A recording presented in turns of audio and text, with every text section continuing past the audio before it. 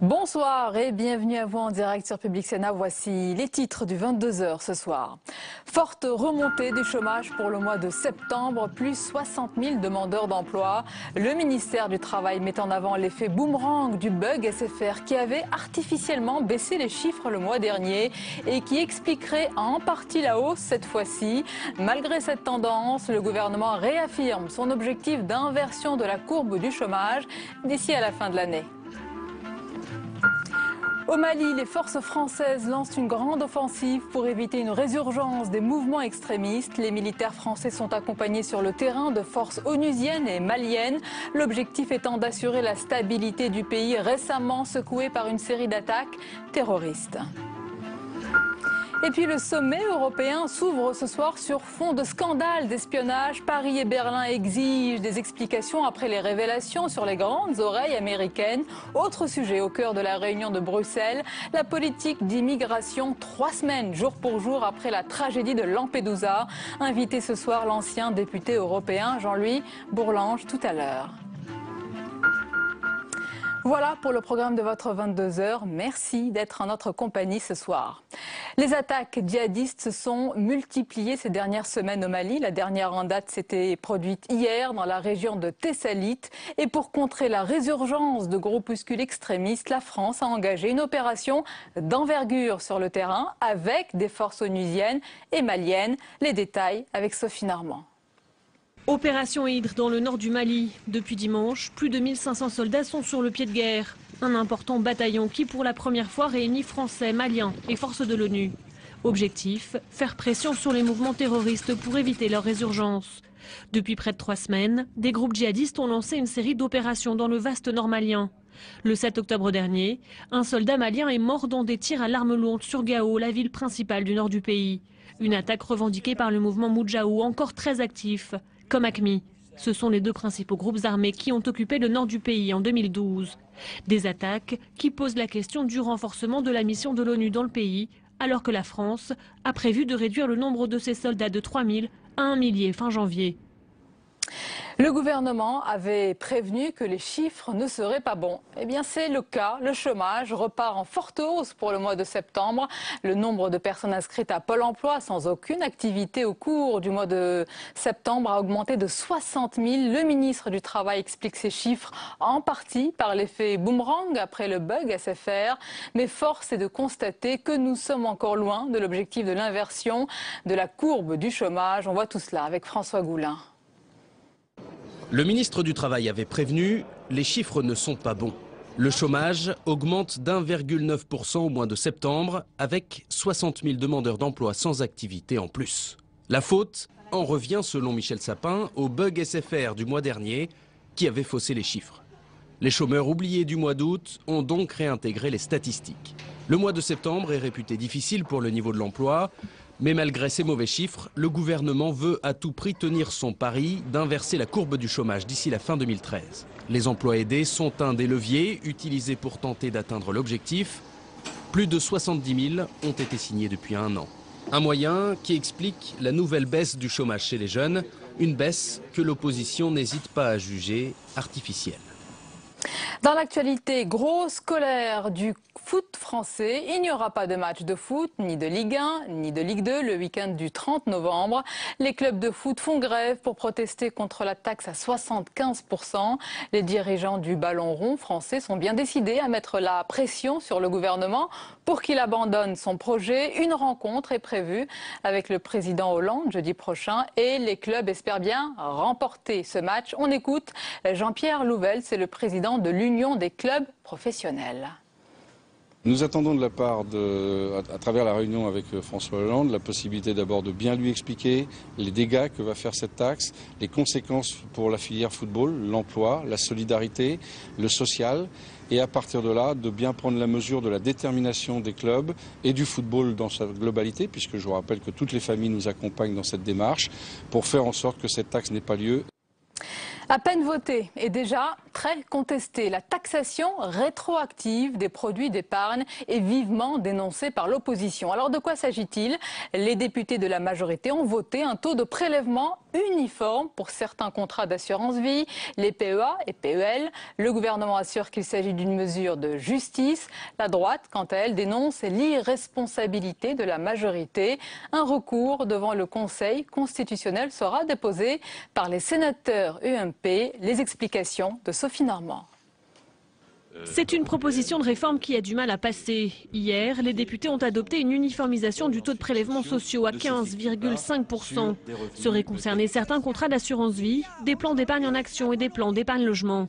Une mesure vivement dénoncée par la droite. C'est à mon avis une très mauvaise décision parce qu'elle mine encore un peu plus la confiance que les épargnants peuvent avoir dans les dispositifs mis en place par l'État. Et ceci me semble créer une charge très lourde pour les épargnants en question qui ne l'ont pas prévu. Car cette mesure, si elle était adoptée par le Parlement, serait rétroactive et toucherait l'intégralité des gains constitués depuis 1997. L'opposition dénonce un État spoliateur et injuste. Ça me semble tout à fait anticonstitutionnel. Parce que la rétroactivité, elle n'existe pas dans le droit français. L'État ne tient pas ses engagements. À gauche, on parle de justice fiscale nécessaire au redressement des comptes sociaux. C'est une bonne disposition puisque on taxe sur le revenu, on taxe sur l'ensemble des revenus et que l'épargne aujourd'hui soit aussi taxée, participe à l'effort collectif. Rien d'anormal à cela.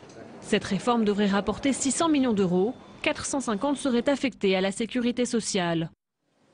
Et dans l'actualité aujourd'hui, le sommet européen s'est ouvert sur fond de scandale d'espionnage. Paris et Berlin exigent des explications après les révélations sur les grandes oreilles américaines. Autre sujet au cœur de la réunion de Bruxelles, la politique d'immigration, 3 semaines, jour pour jour après la tragédie de Lampedusa. On voit tout cela avec François Goulin. Angela Merkel sur écoute, voilà qui va alimenter les conversations de ce sommet. L'espionnage entre amis, cela ne va pas du tout. Ce qu'il faut, c'est un accord de protection des données. C'est la transparence dont nous avons besoin. Le scandale des écoutes de la NSA donne donc l'occasion à plusieurs pays, l'Allemagne et la France notamment, de faire avancer la réglementation en la matière. L'idée est d'obliger les entreprises qui collectent des données sur le net d'obtenir l'accord des internautes pour les diffuser sous peine d'amende. Mais en face, le Royaume-Uni ou l'Irlande y sont très hostiles. Aucun accord ne devrait être trouvé aujourd'hui. La Commission espère simplement qu'un consensus verra le jour d'ici aux prochaines élections européennes en mai. Autre dossier sensible sur la table, l'immigration. Après les terribles événements de Lampedusa, nous devons discuter de la manière de prévenir de telles tragédies. C'est une question de dignité humaine. Pour ce faire, les pays du sud de l'Europe, l'Italie en tête, veulent augmenter les moyens de Frontex, l'agence de surveillance des frontières, la mise en place d'un système de surveillance satellite et la révision de la règle dite de Dublin II qui oblige le premier pays accueillant le réfugié à traiter sa demande d'asile et à pourvoir à ses besoins. Les pays méditerranéens vont se heurter aux réticences de leurs partenaires, peu désireux d'ouvrir un tel débat à moins de 6 mois des européennes. Les 27 devraient donc se contenter de renvoyer, là aussi à juin 2014, soit après les élections, toute décision concernant une politique de long terme en matière d'asile et d'immigration. Nos invités ce soir pour analyser et réagir à l'actualité, notamment européenne. D'abord notre invité politique, l'ancien député européen centriste, Jean-Louis Bourlanges. Bonsoir. Bonsoir. Et bienvenue à vous. Avec nous également ce soir Stéphane Rosès. Bonsoir Stéphane, Bonsoir, politologue, président de CAP. Avec nous également notre chroniqueur économique Jean-Louis Gombault. Bonsoir Jean-Louis. Bonsoir Sonia. Et d'abord Jean-Louis, le scandale des écoutes bouscule l'ordre du jour du sommet. Colère des Européens. Et après C'est ça le problème. Colère des Européens, en fin de compte, ça n'a vraiment commencé que depuis que Mme Merkel a appris que son propre portable aurait pu être écouté. Parce que jusqu'à ce moment-là, la colère, il n'y avait pas de colère de sa part. Au contraire, les Européens étaient plutôt silencieux. C'est qu'on ne veut pas froisser l'ami américain. Et Mme Merkel, d'ailleurs, a dit aujourd'hui, on vient de l'entendre à l'instant, ce n'est pas des choses que l'on fait à des amis. Elle se trompe. Rappelons ce que disait Voltaire. Dieu, protège-moi de mes amis, mes ennemis, je m'en charge. Et effectivement, les ennemis, on sait ce qu'ils veulent de vous, alors que les amis, on n'en est pas tout à fait sûr. Alors dans ce problème dans cette affaire, c'est que tout le monde espionne tout le monde. Ce qu'on aimerait bien voir, c'est si M. Hollande, lors de la conférence de presse, un journaliste pouvez lui poser la question de savoir, Monsieur Hollande, est-ce que vous pouvez promettre la main sur le cœur et l'autre sur la Bible, et les yeux dans les yeux, oui. les yeux dans les yeux, que vous n'espionnez pas, que vous n'écoutez pas les autorités allemandes, et en particulier l'industrie allemande, car on sait très bien que les Français espionnent de très près l'industrie allemande pour des raisons évidemment que l'on peut deviner, et on aimerait connaître la réponse du président de la République française. Jean-Louis Bourlanges, c'est choquant, c'est grave, il y aura selon vous un avant et un après dans les relations américano-européennes? Non, il va y avoir la réaction anti-américaine est toujours un réflexe normal en France, et c'est très choquant, effectivement, de se dire que les grandes oreilles américaines écoutent absolument tout le monde, les chefs d'État, amis et chefs de gouvernement, mais je pense que je suis tout à fait d'accord avec ce qui vient d'être dit. Tout le monde écoute tout le monde, avec des moyens différents. Alors, ce qui est agaçant, c'est que, d'abord, personne n'est propre sur le plan moral sur ce plan-là, donc personne n'a de leçon de morale à donner à tout le monde, à donner à quiconque, et puis, en revanche, les Américains ont des moyens technologiques absolument considérables, qui fait qu'on a l'air d'être avec un lance-pierre quand nous avons des gens qui ont des lasers, des choses extraordinaires, et ça, c'est humiliant nationalement. C'est ça, c'est la combinaison sujet, oui, de l'humiliation nationale et de l'indignation morale. Mais l'indignation morale supposerait, pour qu'on la profère, en étant entendu qu'on soit soi-même au-dessus de tout soupçon, ce qui n'est pas le cas. La NSA espionnerait aussi donc l'Union européenne, les diplomates, probablement les députés. Vous avez pu l'être également aussi un certain temps. Oh. Mais écoutez jusqu'aux conversations téléphoniques d'un haut responsable comme la chancelière. Est-ce que le cap n'est pas franchi? Vous savez, écoutez, regardez je pensais l'autre jour aux commentaires que faisait l'ambassadeur d'Autriche, merci Argenteau, sur les problèmes de procréation du roi Louis XVI, avec une description absolument minutieuse des problèmes de sa verge, de la difficulté qu'il avait, etc. Alors là, on rentrait véritablement dans l'intimité profonde du monarque. Et bien, simplement, maintenant, on a d'autres moyens qu'une correspondance et des gars qui écoutent aux portes et qui sont soudoyés par les ambassadeurs. C'est ça. Alors, évidemment, si nous avions une gouvernance mondiale, mais c'est une utopie, si nous avions une gouvernance européenne, une gouvernance mondiale, on pourrait introduire un certain nombre de règles, de protection, etc. Mais dans ce monde qui célèbre un peu partout le souverainisme, chacun pour soi, chacun espionne les autres, et chacun se fiche des devoirs qu'on a vis-à-vis des autres. Et ainsi va le monde. Vous dites d'ailleurs gouvernance européenne, ou manque plutôt de gouvernance européenne. Oui, Jean-Luc Gombault, les Européens sont d'accord pour ne pas être d'accord, hein, même sur les écoutes. Exactement, je rebondis sur ce que vient de dire M. Bourlanges, parce qu'effectivement, on pourrait imaginer une NSA européenne, oui, par exemple. Oui. Évidemment, parce qu'on ne peut pas, chacun d'entre nous, avoir un niveau financier de la dimension NSA qui est de 10 milliards de dollars, hein, 60 000 fonctionnaires qui travaillent pour elle. Si on comptait sous-traitants, il y a 100 000 personnes qui travaillent pour elle. On peut pas faire. Le problème, c'est que si on fait une NSA, ça veut dire que chacun des 28 renonce de fait à espionner les 27 autres. Oui. Donc, à partir de là, la construction... C'est le chien qui se mord la queue. Exactement. Et alors là, si je comprends bien, on espionne le portable d'Obama. Est-ce que c'est vraiment le but?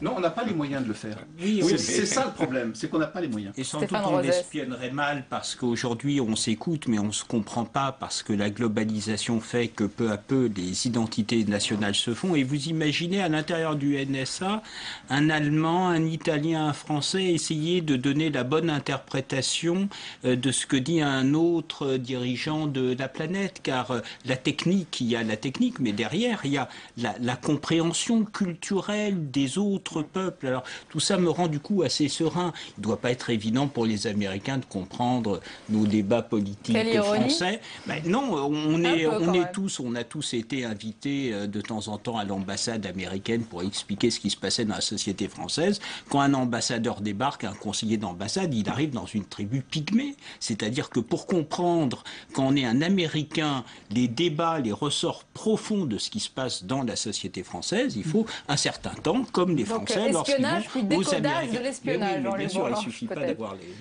Oui, les Français ne comprennent pas. Oui. Non, mais c'est comme ça. Maintenant, cela dit, c'est pas du tout agréable. Il y a un problème quand même de la puissance de la technologie, mais on voit ça.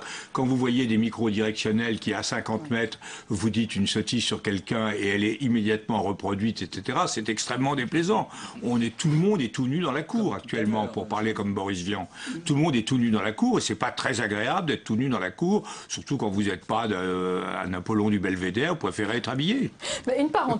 Vous faisiez attention, vous, dans l'enceinte justement du Parlement européen, à vos communications, parce qu'il paraît qu'il y a des chambres un petit peu, je ne sais pas si c'est des chambres fortes, je ne crois pas, mais des endroits isolés où on peut communiquer sans qu'il y ait justement d'interférence. Il y a des endroits isolés où on peut téléphoner sans avoir trop de bruit, mais ça ne signifie absolument rien. Mais ça, je crois que l'avantage de l'écouteur sur celui qui est écouté est considérable pour la plupart des gens, et je crois que j'appartiens à cette catégorie. Vous désarmez au bout de quelques minutes. En fait, quand vous êtes dans une chambre, si vous êtes en URSS à la bonne époque, etc., vous faites un peu attention.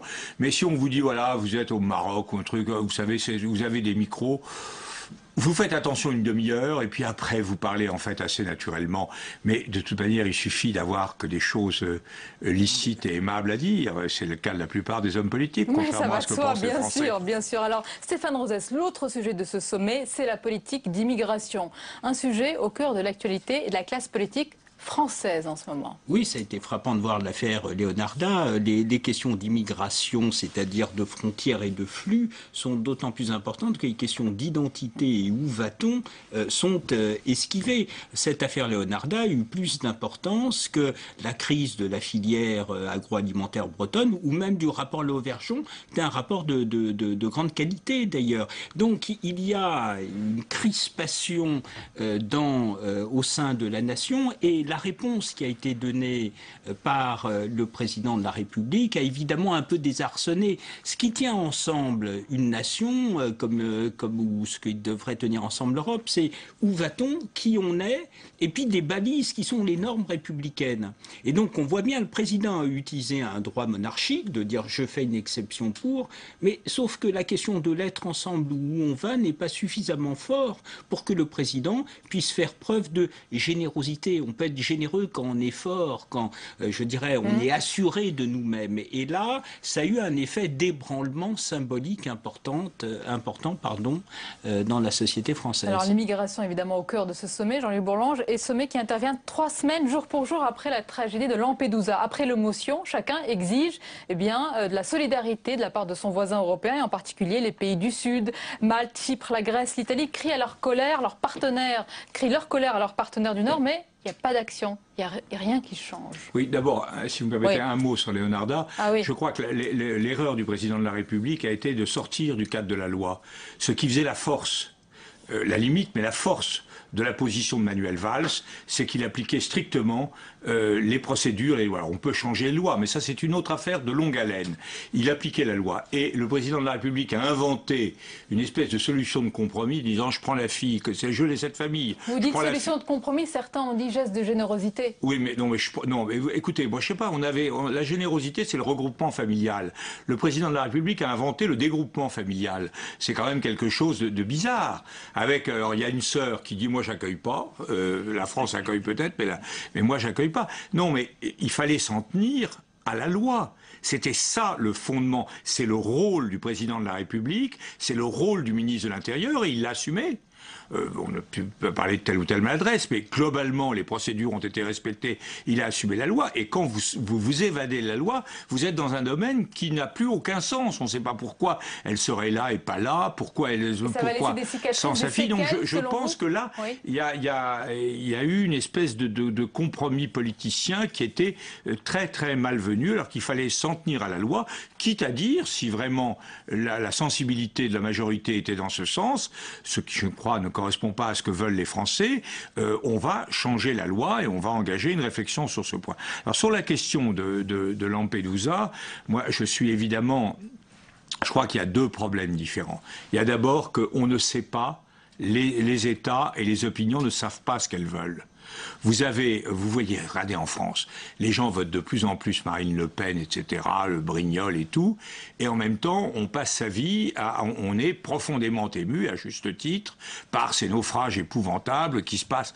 Alors qu'est-ce qu'on veut exactement? Est-ce que les peuples, les gouvernements, les États européens veulent limiter l'asile ou assumer l'asile. Vous savez, Sénèque avait dit, et il n'y a pas de vent favorable à celui qui ne sait où est son port, et là, il y a un vrai problème de normes. C'est que les gouvernements sont planqués parce qu'ils ne savent pas exactement s'ils veulent vraiment humaniser les conditions d'asile, ce qui se traduira évidemment par un gonflement des populations concernées, ou s'ils veulent mettre le haut là. Je pose la question à vous, Jean-Louis Boulanger. Est-ce que vous voulez qu'il y ait une remise à plat urgente et aux profondeurs de la politique d'asile et migratoire? Il y a des choses à faire, et les choses à faire, c'est celles que vous avez suggérées dans votre question, c'est-à-dire qu'il n'est pas admissible de remettre à un État comme Malte, qui est un micro-État sans moyens, d'en faire le portail unique de l'Afrique. Alors ça ne veut pas dire qu'on doit remettre en cause le fait que la décision du premier État s'impose, mais on ne peut pas laisser à Malte tout seul. Il faut renforcer Frontex, qui est l'administration communautaire, il faut donner des moyens communautaire à des petits États pour faire les choses. Sur Lampedusa, c'est plus compliqué parce que les Italiens, en réalité, à Lampedusa, c'est très dur, mais les Italiens ne prennent pas énormément d'immigrés. Et puis, il faut qu'on s'entende entre nous.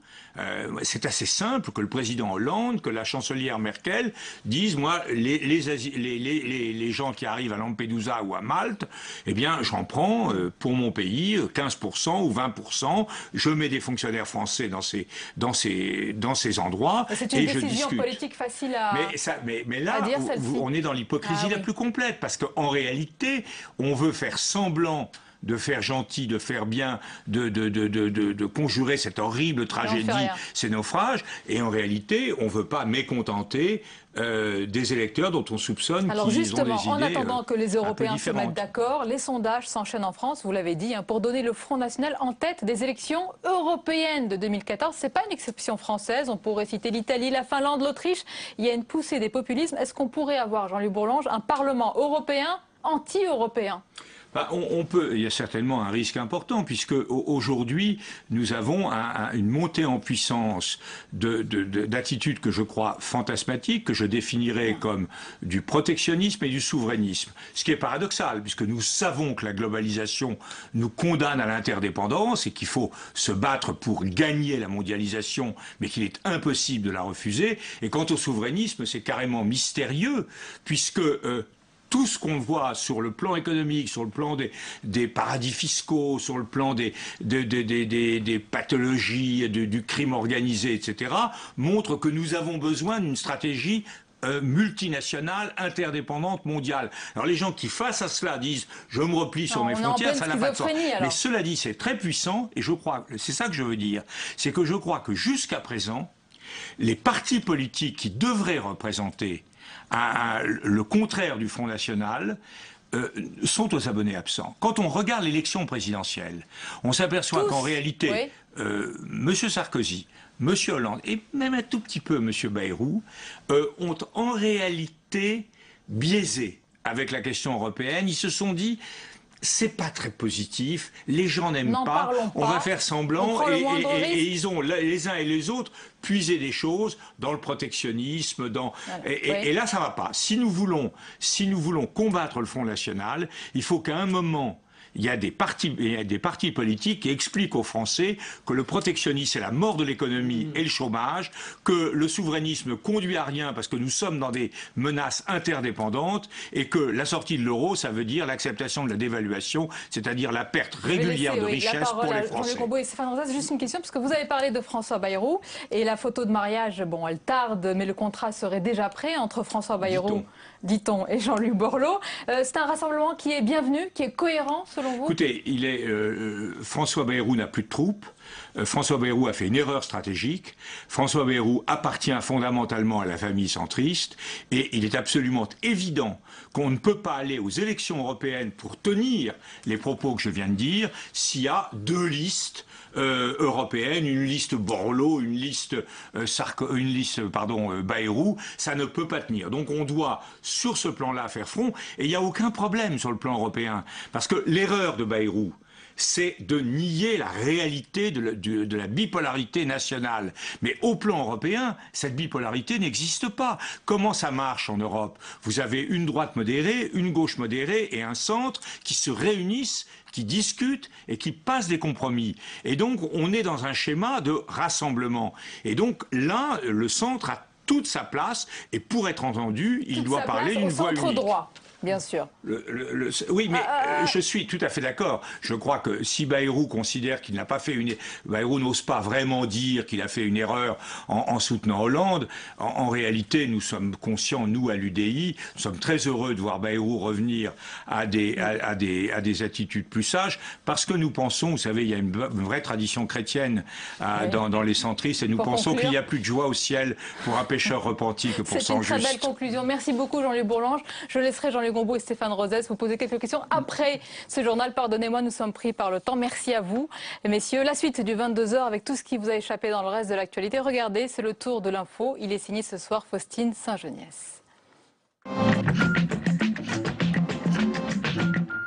Des pourparlers politiques compromis en Tunisie. L'opposition envisage de renoncer aux négociations pourtant déjà repoussées avec les islamistes au pouvoir. Elle les accuse de tergiverser sur la démission du gouvernement, seule solution selon elle pour sauver le pays. Ce sont des sujets politiques complexes. Personne ne veut freiner le dialogue. Mais comme vous le savez, la situation politique et le manque de confiance dans ce pays ne font pas avancer les choses. Une situation d'autant plus tendue que la Tunisie observe un deuil national de 3 jours après la mort de 6 gendarmes dans des affrontements avec les djihadistes. Une foule monstre a participé à leurs funérailles. Signature officielle d'un accord de compétitivité chez PSA entre direction et syndicats. Un accord qui garantit la pérennité des sites en France d'ici 2016, avec en contrepartie une augmentation de la production, une modération des salaires et une flexibilité accrue. Les difficultés de PSA persistent malgré un plan de restructuration qui prévoit notamment la fermeture du site d'Aulnay-sous-Bois en 2014.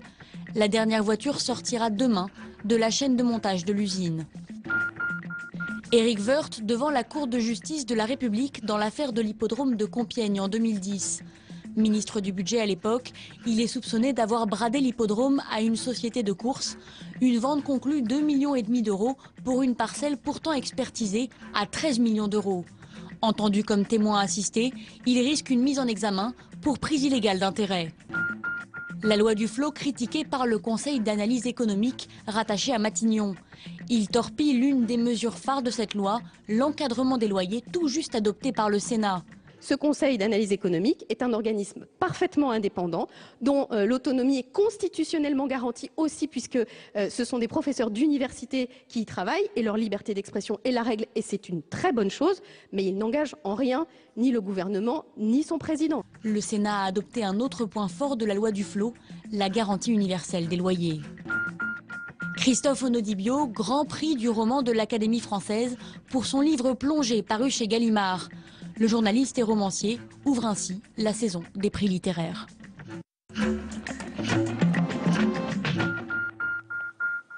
Et la dernière page du 22h avec, comme tous les jeudis, la semaine d'actualité croquée par notre dessinateur Hervé Baudry. Regardez.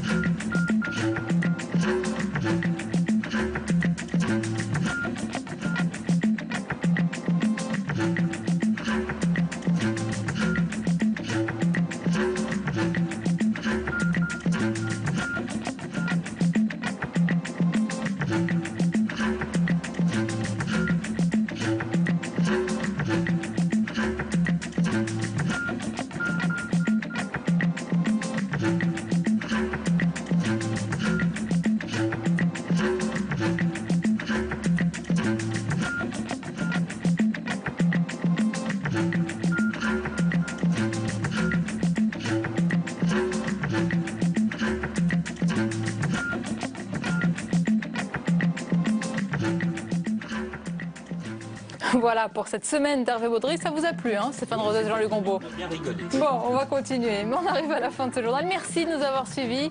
Merci plus généralement de votre fidélité. Belle et douce nuit. À lundi avec plaisir.